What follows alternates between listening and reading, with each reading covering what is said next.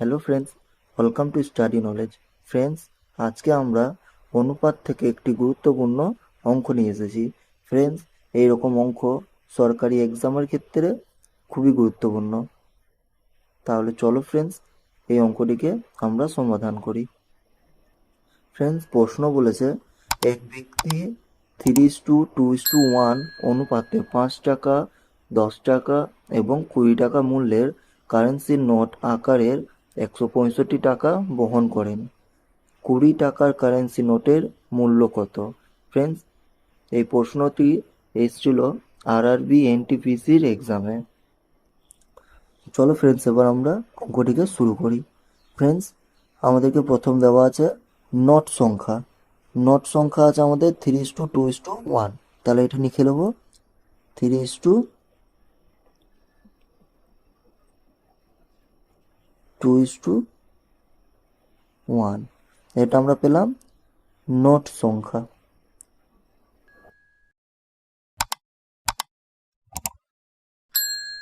এটা আমরা পেয়েছি নোট সংখ্যার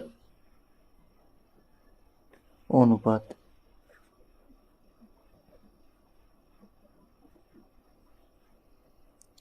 এবার আমরা টাকার অনুপাত বার করব।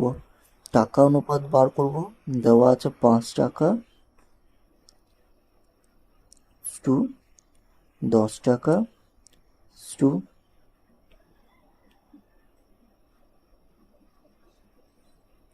20 টাকা। এটা কাটা যাচ্ছে, দেখো ফ্রেন্ডস। তাহলে এটা কেটে ছোট করে নেবো।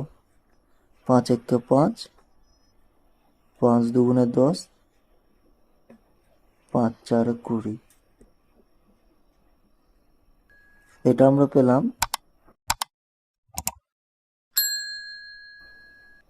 টাকা সংখ্যার অনুপাত।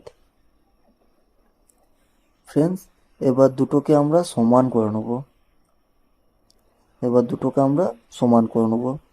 চলো দেখি সমান করা যাক।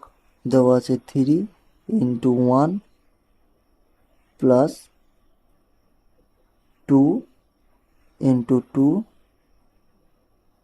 প্লাস 1:4। এটা আমরা সমান করব।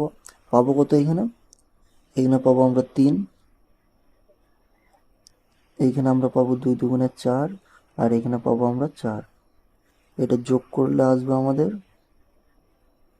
4 3 7 আর 4 11। 11 ইউনিট। 11 ইউনিটের জন্য যদি আমাদেরকে দেওয়া আছে কত?